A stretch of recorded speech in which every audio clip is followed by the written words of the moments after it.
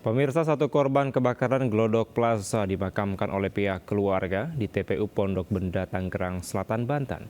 Isak tangis pun mengiringi kepergian Karen Shalom Jeremiah saat dimasukkan ke liang lahat.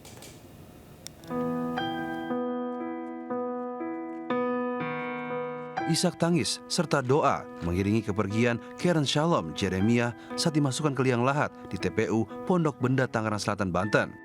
Karen merupakan satu di antara para korban yang tewas akibat kebakaran Glodok Plaza beberapa waktu lalu. Di mata keluarga dan rekan-rekannya, Karen merupakan pribadi yang baik dan mudah bergaul. Bahkan saat menamatkan bangku kuliah, Karen mendapat predikat cum laude.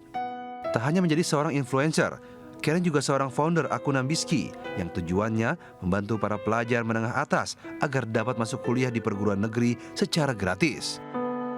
Dia anak yang baik, anak yang nggak pernah ngerepotin, anak yang mandiri, anak yang taat sama orang tua, sama kakak-kakaknya nurut, selalu membantu, nggak tegaan orangnya. Pertama itu beberapa bulan sebelumnya dia cerita, Kak, aku mimpi beberapa kali nih di rumah kita itu ada yang meninggal, kayaknya salah satu keluarga kita bakal ada yang meninggal deh Kak, aku sedih banget. Dia bilang gitu, itu kayak kenyataan Kak, aku sedih banget. Akhirnya aku bilang, Dek, doa, mungkin kamu harus lebih banyak berdoa kali gitu. Terus Selain Karen, Rumah Sakit Polri Kramat Jati Jakarta telah mengidentifikasi 5 korban, diantaranya Zuki F. Rahja, Aulia Belinda, Osima Yukari, Desti Eka Putri, dan Ade Arianti. Dari Tangerang Selatan, Banten, Nenung Purnomo melaporkan. Pemirsa, ratusan pekerja migran Indonesia (PMI) kembali dideportasi oleh pemerintah Malaysia melalui Pelabuhan Dumai, Riau, dan Pelabuhan Tanjung Pinang. Para PMI yang dideportasi terlebih dahulu menjalankan hukuman penjara di Malaysia.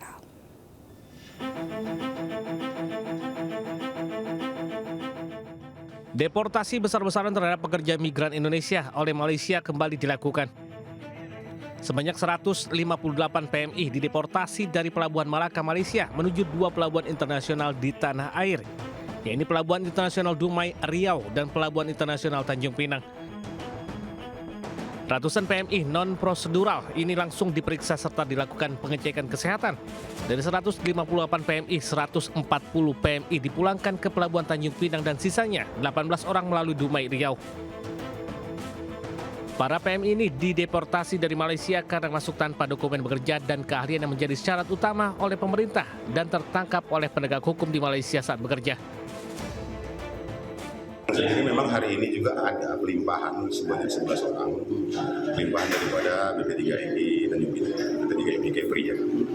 Sebelumnya berapa yang dilewat Tanjung Pinang, Bang, deportasi? Informasi yang kami terima kurang lebih 150 orang yang dideportasi melalui BP3MI Kepri dan 11 orang itu dilimpahkan kepada kita. Gelombang deportasi besar-besaran PMI non-prosedural oleh pemerintah Malaysia ini terus terjadi. Pihak BP3MI Riau bersama B4MI Kota Dumai akan membantu dan memfasilitasi pemulangannya hingga sampai ke daerah asalnya masing-masing. Dari Dumai, Riau, Dedi Iswandi News melaporkan. Pemirsa, memanfaatkan waktu libur panjang, sepasang kekasih nekat hendak menyelundupkan sabu dari Batam ke Kendari, Sulawesi Tenggara. Aksi keduanya terendus petugas Bea dan Cukai Batam di Bandara Hang Nadiem.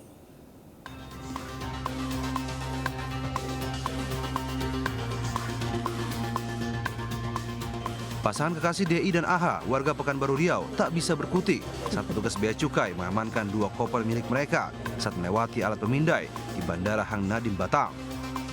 Saat digeledah, polisi menemukan 8 bungkus narkoba jenis sabu-sabu seberat lebih dari 2 kg di dalam koper yang berisikan pakaian. Keduanya mengaku jika barang haram tersebut akan dibawa ke Kendari dan Samarinda melalui jalur udara.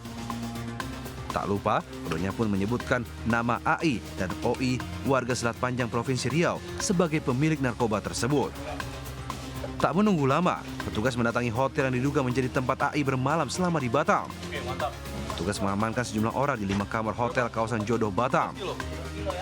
Dan dari salah satu kamar yang ditempati AI, petugas kembali menemukan 8,9 kg narkoba jenis sabu-sabu yang juga tersimpan di dalam koper. Para pelaku merupakan sindikat narkoba yang dikendalikan oleh SA, DPO seorang wanita, warga Batam, yang juga terlibat jaringan narkoba asal Malaysia. Sabu-sabu itu sendiri dibawa dari Malaysia ke wilayah Indonesia melalui jalur laut. ya, sabu ini dimasukkan ke dalam celana jeans, ya, yang sebelumnya ya dari 4 celana jeans kita temukan 4 kantong. Kami menemukan 5 kamar yang digunakan oleh pengendali, ya, pengendalinya daripada RD dan AM yang penumpang tadi. Kini polisi masih memburu 2 pelaku lainnya, SA dan RO, memasok sabu dari Malaysia ke Kepulauan Riau. Kelompok ini diketahui sudah 4 kali melakukan pengiriman narkoba ke berbagai daerah di Indonesia. Dari Batam, Kepulauan Riau, Gusti Enosa melaporkan.